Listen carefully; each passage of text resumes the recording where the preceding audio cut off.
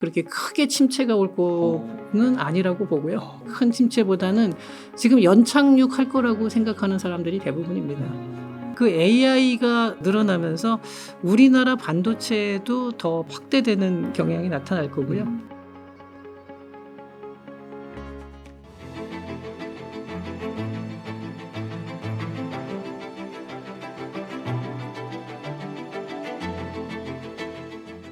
경제학을 전공을 했고 현재 산업연구원 서비스산업연구본부에서 일을 하고 있습니다. 제가 이제 2002년부터 산업연구원에서 일을 했으니까 벌써 저도 20년 이상 지금 일을 하고 있습니다.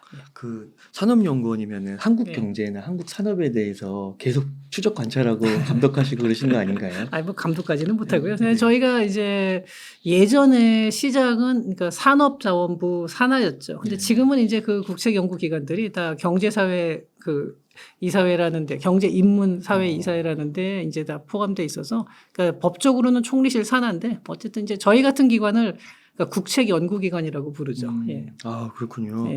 그러면 좀 그런 질문을 좀 드리고 싶은데 2002년부터 지금 벌써 21년 네. 거의 한 세대가 가까운데요. 한국 경제 이렇게 예. 쭉 봐오시면서 예. 좀 어떤 것을 좀 느끼시는지 큰 질문 하나 드려도 될까요? 예, 이제 정말 제가 이제 대학교 때부터 저는 쭉 경제학을 했고 제가 90년대부터 이제 대학생 시절부터 봐왔는데 우리나라가 80년대부터 해서 계속해서 경제 위기론도 많았어요. 넛크래커 그러면서 뭐 중국이 쫓아오고 일본은 못 쫓아가면서 샌드위치 이렇게 그러니까 넛크래커 호두까기처럼 이렇게 끼인다는 거죠. 뭐 이런 얘기를 계속 들으면서 또 중간에 97년도에 외환위기도 한번 겪었고 그런 식으로 상당히 위기를 많이 겪는데 또 그러면서 그때마다 뭐 새로운 동력이 나오고 지금까지 성장을 해오는 거 보면은 어떤 때 보면은 좀 뭐 이거 정말 이러다가 우리 경제가 이렇게 꼬꾸라지는 거 아닌가 하는 불안감이 들 때도 있다가도 또 나름대로 극복을 잘 해나가고 좀 이러고 있습니다. 그래서 보면서 참 우리나라 경제가 언제까지 이럴 수 있을까? 앞으로도 계속 이렇게 잘 헤쳐나가면서 계속 이제 세계에서 더 점점 비중을 높여나갔으면 좋겠는데 이제 그렇게 되기를 저도 바라고 있고 또 뭐 그런 희망적인 면과 또 요즘 보면은 뭐 인구 구조 변화라든가 이런 거 보면 맞아요. 또 상당히 우려스러운 면도 있고요. 그리고 사회에서 뭐 갈등 문제나 아니면 뭐 기존 사업자가 뭐 새로운 기술 나오는 걸 막는 일, 뭐 이런 일은 과거에도 있어 왔지만 이런 갈등들이 조금 더 심해지는 것 같다는 느낌도 들고. 그러니까 항상 보면 불안감이 있으면서 불안하면서 마치 뭐 서커스 하는 사람이 뭐 외줄타기 하듯이 그래도 지금까지 잘 왔다라고 생각을 합니다. 물론 이제 어떤 분들은 지금까지 온 성과에 대해서 또 불만을 갖는 분들도 계시겠지만 그래도 정말 꼬꾸라지지 않고 잘 왔는데 앞으로도 뭐 잘 해나가기를 저는 바라는 마음입니다. 뭐 앞으로도 서커스 외주를 잘 탈까요? 그런 장기 예측은 사실은 학문 영역이 아니라 예술 영역입니다. 사실은. 그렇긴 한데 그래도 우리나라가 지금 보면은 세계적으로 상당히 경쟁력 있는 분야들도 많이 있고요. 또 그러니까 앞으로도 뭐 잘 해 나갈 걸로 저는 뭐 낙관적으로 좀 생각을 하고 있습니다. 그렇군요. 그러니까 2024년에 그 미국 경제가 그 2023년까지도 그 의외로 잘해왔고 2024년에는 이제 좀 경기가 둔화될 거다라는 얘기가 나오면서 한국은 좀 더 힘들어질 거다라는 얘기도 나오는데 전체적으로 좀 어떻게 보세요? 일단은 이제 미국 경기가 전 세계가 다 별로 경기가 안 좋은데 미국만 그래도 양호하게 뭐 소비라든지 그러니까 고용 실업률이 낮은 것뿐만이 아니라 고용 양 자체가 또 늘었거든요. 물론 이제 고용의 질에 대해서는 뭐 여러 가지 얘기가 있긴 한데 어쨌든 미국은 소비 심리도 괜찮은 편이고요. 근데 그렇게 쭉 오다 보면은 자연스럽게 이제 그 기술적으로 이제 하락하는 게 나옵니다. 작년에 좋았으면 올해는 아무래도 성과가 작년만큼 나오긴 또 어렵고 이런 거 있어서 내년에는 올해보다 약간 둔화되지 않을까 이런 얘기는 있는데 그럼에도 불구하고 전체적으로 봤을 때 그렇게 크게 침체가 올 거는 아니라고 보고요. 큰 침체보다는 지금 연착륙할 거라고 생각하는 사람들이 대부분입니다. 그러니까 뭐 연착륙이라는 기준이 어디서부터가 연착륙이고 어디서부터가 경착륙이냐 뭐 이런 기준은 정확하게는 없는데 그렇게 큰 충격보다는 약간 완만하게 감소하는 정도 이렇게 보고 있고 그게 약간 이제 금리하고도 연결이 돼요. 그래서 지금 미국이 뭐 정말 유례 없는 고금리를 유지하고 있는 상태죠. 근데 물가는 약간씩 잡혀가고 있고 또 경기가 지금보다는 약간 둔화된다면은 금리를 좀 낮추지 않을까 뭐 이런 기대감이 또 있는 거죠.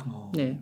그러니까 어떤 분들은 그 파월이 네. 정신 차리고 정말 예술적으로 이런 걸 잘 컨트롤하고 있다 뭐 이렇게 연준을 평가하기도 네, 하더라고요. 네.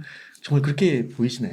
근데 그게 정말 이제 판단하기가 쉽지는 않지만 제가 보기에도 파월이 지금까지는 상당히 잘 끌고 왔다라고 보고 있습니다. 그러니까 금리 인하 압력이 상당히 있었거든요. 하반기에. 네. 근데 그걸 안 하고 버티고 있었기 때문에 내년에 미국 경기가 좀 침체가 된다 하더라도 그때 이제 금리 인하할 여력을 갖다가 상당히 갖추고 있는 거죠.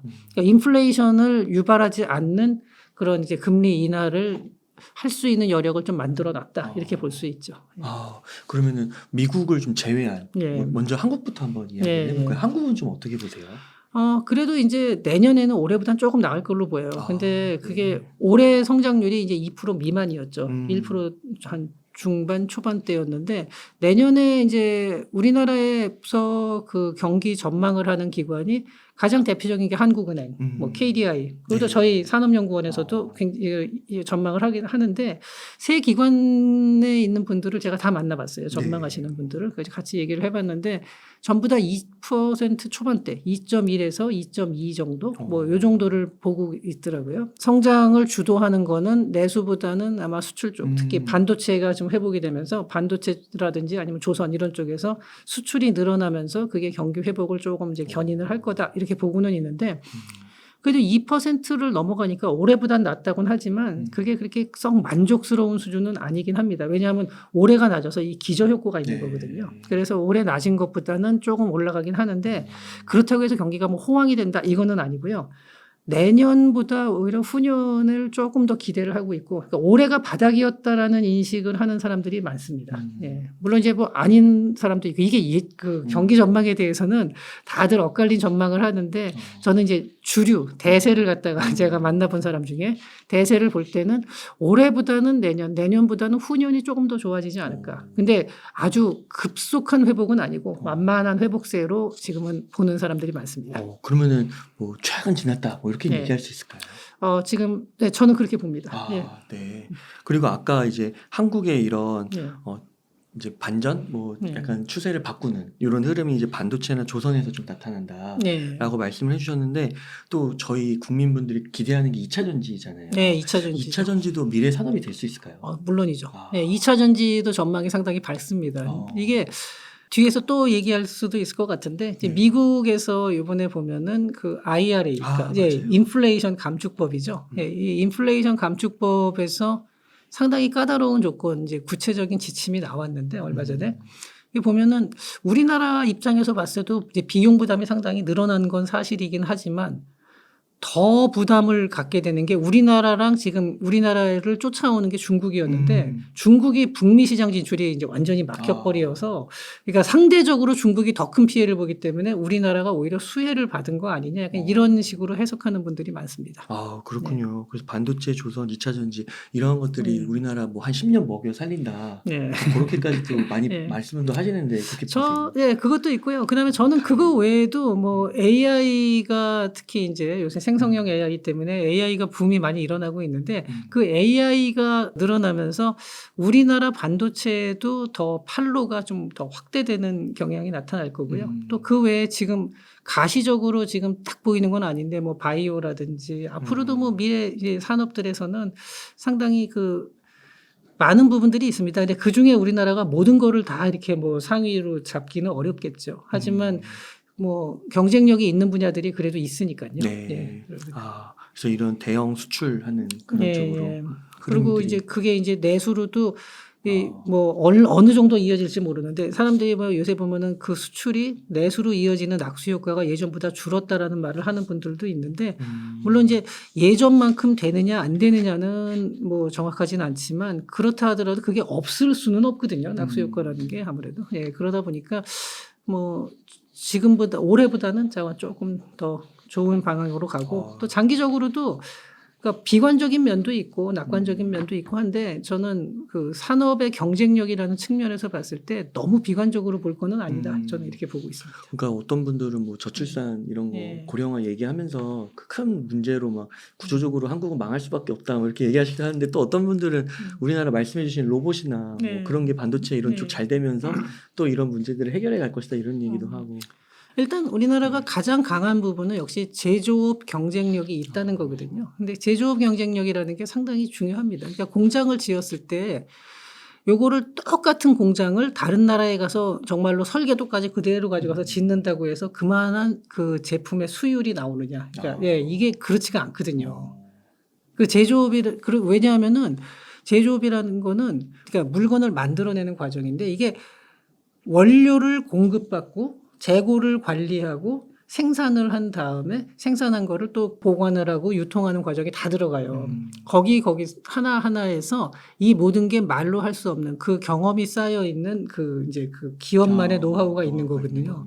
그러니까 이 제조업 경쟁력이라는 게 그렇게 쉽게 순식간에 무너지진 않는다는 거죠. 물론 이제 그렇다고 해서 이걸 뭐 우리나라가 앞으로도 뭐 그냥 이 상태로만 쭉 가면은 다 된다 이런 뜻은 절대 아닙니다. 계속 이제 새로운 거에 도전에 계속 직면을 하고는 있는 거는 맞지만 저는 이 제조업 경쟁력이라는 건 그래도 상당히 큰 메리트를 지금 가지고 있다라는 거죠. 그리고 이제 저출산 문제에 대해서 이 문제도 참 어려운 문제죠. 사실 이게 그러니까 인구가 이렇게 줄어들면은 앞으로 이제 나라가 이렇게 버틸 수 있겠냐 그러는데 많은 분들이 이제 걱정을 하는 게 그러니까 그게 어떻게 보면 그 리니어의 함정이라는 건데 이게 뭐냐면 선형 그러니까 어떤 일이 추세가 일어났을 때 이게 올라가건 내려가건 이 상태로 계속 갈 거다라고 처음에 딱 보면 그렇게 보이거든요. 늘어나기 시작하면 이 상태로 쭉 늘어날 것 같고 떨어지기 시작하면 쭉 떨어. 근데 과연 그렇겠냐는 거죠. 우리나라 인구가 저출산 그래서 뭐 0.7명인데 그렇게 쭉 가다 보면 언제든 가면은 인구가 사라진다.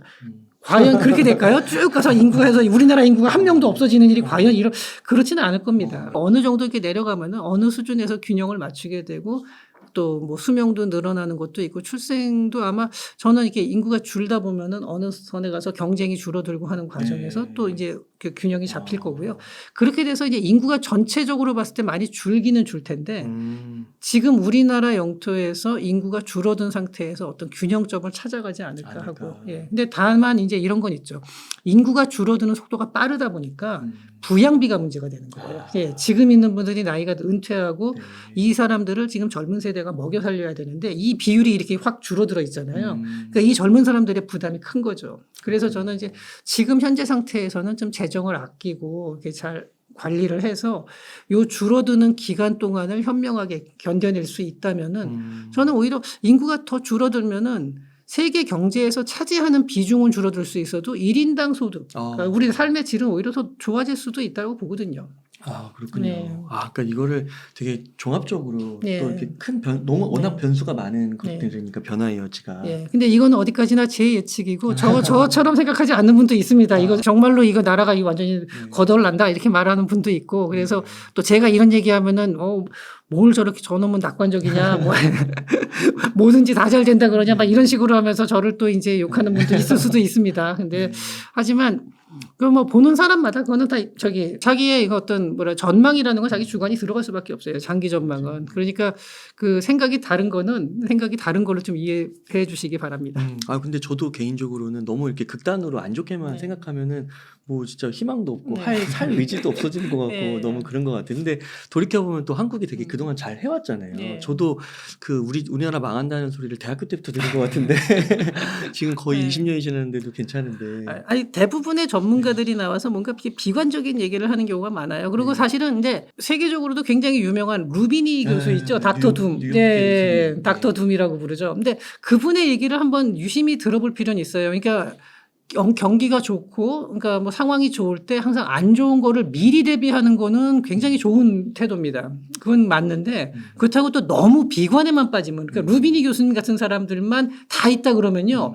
그거는 실제 상황하고 관련 없이 대중들의 심리가 경제를 망가뜨릴 때도 있어요. 네. 진짜 이 군중의 심리라는 게 없는 것도 만들어내기도 하거든요. 그래서 저는 좀 균형 잡힌 시각도 필요하고 또 저처럼 그렇게까지 비관적이지 않은 시각으로 보는 사람도 있어야 된다라고 생각을 합니다. 예. 제가 전해 들은 바지만 그분은 돈 많이 버셔서 집 사셨다고 그러더라고요. 그렇죠. 예. 저는 그래가지고 제가 루비니 교수님을 저도 그 책을 보고서 제가 한번 리뷰를 한 적이 있습니다. 네. 저도 뭐 유튜브 채널에서 다른 채널에서. 근데 어떻게 보면 약간 비판적 수용이죠. 그러니까 그분의 얘기를 다 이제 무시하는 건 아니고 상당히 일리 있는 얘기고 앞으로를 좀 대비를 해야 된다라는 거는 저도 동의는 하는데 그분의 얘기도 이렇게 쭉 보면요. 허점도 상당히 있어요. 어떤 거는 별다른 근거 없이 갑자기 비관론으로 쭉 빠져버리는 경우도 나타나긴 합니다. 그래가지고 전체적으로 다 틀렸다는 건 아니고 전체적으로 상당히 좋은 책이고 읽어볼만 하지만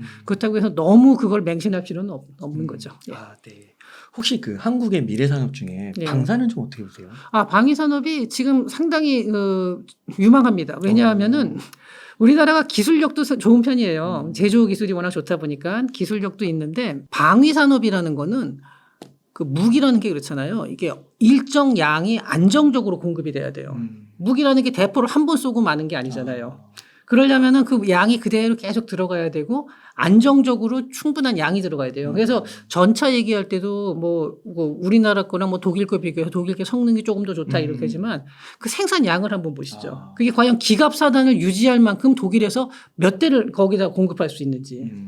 그러니까 지금 세계적으로 우리나라 무기가 굉장히 주가가 오르는 게 대량 생산이 가능하면서 안정적인 퀄리티를 갖다 유지할 수 있다는 거거든요. 네. 그게 이제 계속 수출이 가능한 거예요. 그래가지고 생산부터 수출의 AS까지 이게 다 된다는 거죠. 그리고 비용도 훨씬 싸고요. 그러다 보니까 아주 첨단 무기에서야 당연히 뭐 미국을 따라갈 수는 없죠. 지금 현재는 뭐 그런 나라들을 따라갈 수는 없는데 우리나라 무기가 그 전에도 계속 올라갔는데 이번에 이제 그 전까지는 이런 대규모 전쟁이 한동안 없었잖아요. 그러다가 이번에 이제 뭐 러시아 우크라이나 전쟁이 터지고 이러면서 우리나라 무기에 대한 수요가 굉장히 늘어났고 또 그러한 이 하나의 그 유닛을 꾸릴 수 있는 수준으로 대량 생산을 해주면서 그거 갖다 AS까지 다 해줄 수 있는 그런 나라가 사실 세계에 거의 없거든요. 물론 이제 미국 같은 경우는 있겠지만 또 미국보다는 우리나라가 또 이제 비용 측면에서 훨씬 싸고 이게 성능이 아무리 좋은 예컨대 이제 탱크전을 한다고 할 때 정말로 성능도 좋고 뭐 포도 좋고 다 좋은데 그게 딱 10대 있는 거랑 그거보다 조금 떨어지지만 100대 있는 거랑 한번 싸워본다면 누가 어떻게 되냐 하는 거죠. 예. 그리고 이런 식으로 그러니까 자기네가 가지고 있는 예산 제약 하에서 또 군대를 유지해야 되고 그게 안정적으로 계속 또 무기를 공급을 받아야 되고 이런 면에서 봤을 때 우리나라가 상당한 강점을 가지고 있는 거죠. 예. 그렇군요. 아까 2차 전지 부분은 좀 질문을 드리고 싶은 게 그 미디어를 보면은 그 막 중국 배터리도 LFP 뭐 배터리도 엄청 기술력 좋다고 그러고 많이 좋아졌죠. 그 전 세계 뭐 자동차 판매량도 엄청나다고 그러고 하는데 한국에 그런 그 경쟁력이 있다고는 보시는 건가요? 자, 일단 이렇게 봐야 돼요. 중국이 지금 배터리 시장에서 점유율이 굉장히 높잖아요. 전 세계 글로벌로 보면은. 근데 그 가장 큰 이유가 일단 중국의 전기차가 제일 많아요. 내수. 예, 내수가 굉장히 많고 북미 시장으로만 제한했을 때는 지금 1등이 파나소닉입니다. 왜냐하면 파나소닉이 테슬라에다가 팔거든요. 테슬라에서 이제 파나소닉 걸 쓰기 때문에 그러니까 파나소닉이 뭐 절반까지는 안 되고 40% 후반대고 그 다음에 2, 3, 4등이 저 중간에 중국 기업이 하나 끼는데 제가 우리나라 이 3사를 하지만 LG, SK, 삼성 이 세 개를 합치면은 이게 한 35에서 40% 이렇게 돼요. 그러니까 파나소닉보다 약간 떨어지는 정도 이렇게 되고, 그러니까 북미 시장에서 보면 우리나라가 상당히 많은데 여기서 중국 기업이 하나가 있는데 이제 이게 어떻게 되냐면 이번에 IRA 이제 그 가이드라인이 나왔잖아요. 거기서 보면 해외 우려 기관에서 제조한 제품에 대해서는 보조금을 지급을 하지 않는 걸로 이제 됐어요. 근데 해외 우려 기관을 과연 어떻게 규정을 할까? 거기에 대해서 굉장히 그 불확실성이 높았어요. 왜냐하면 우리나라도 이 배터리를 만드는데 그 들어가는 원료 있죠. 광물들 특히. 이 광물을 처리해가지고 이제 이 광물이라는 게 원석을 그대로 쓸 수 있는 게 아니라 그걸 처리해가지고 이제 다시 가공을 한 2번 정도 더 해서 들어오는데 이 과정에서 그 처리하는 회사들이 중국하고 합작 회사들이 많거든요. 근데 이 합작 회사를 과연 해외 우려기관으로 보느냐 안 보느냐 여기에 대해서 이제 굉장히 걱정을 했는데 이번에 나온 거 보니까 중국 국영이라든지 아니면은 개인이라 하더라도 그 당 간부나 강 간부의 친인척까지 아 진짜요? 네, 친인척까지 이 사람들이 포함한 지분이 25%를 넘으면은 와. 그런 기업 그러니까 넘게 되면은 그 사람들이 25% 이상의 지분을 가지고 있으면 그게 우려 기관이 돼요. 그러니까 우리나라가 중국하고 합작을 했는데 그 중국의 예컨대 뭐 공산당 간부의 뭐 부인이 25% 이상을 투자했다. 그러면은 이건 해외 우려 기관이 되는 거예요. 와. 이렇게 되면은 보조금을 받지 못합니다. 빡세네요. 네. 사실 우리나라 이제 자동차 업계, 그러니까 배터리 업계랑 자동차 업계에서는 51%를 우리가 소유하고 중국이 49%를 소유하면 요걸 갖다 가장 이상적인 걸로 생각을 했고 기대를 했는데 우리의 예상보다는 훨씬 낮은 25%가 됐으니까 우리 그만큼 그러니까 우리나라가 회사를 설립하고 합작 회사를 운영하는데 그 지분을 그만큼 더 사야 된다는 얘기죠. 그러니까 비용 부담은 많이 올라갔는데 일단 그래도 예, 불확실성이 해소가 됐고 우리나라도 좀 피해를 봤지만 더 큰 피해는 누가 봤냐? 중국이죠. 그렇죠. 쫓아오는 중국이 북미 시장이 막혀버린다는 거예요. 그렇게 되면 자기네 내수 시장으로밖에 못 도는 거거든요. 그러니까 이렇게 되기 때문에 배터리 업계에서는 오히려 심지어는 미국에서도 그런 평가를 해요. 한국은 이 정도면 굉장히 큰 수혜를 본 거 아니냐 이렇게 얘기를 하거든요.